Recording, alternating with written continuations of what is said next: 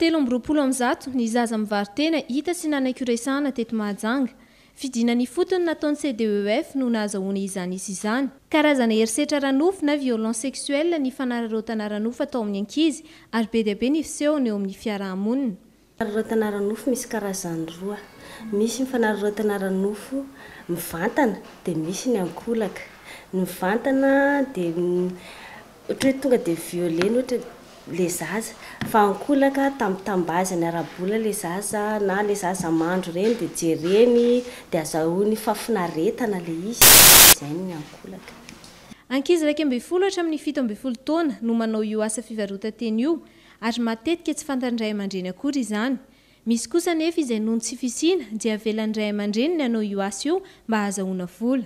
Eto Mahajanga manokana aloha satria izay midina mihitsy nanao identification dia noho ny fahantrana zany voalohany indrindra. Fisaraka ny ray aman-dreny dia zareo nefa be dia be velomin'ny mama ao.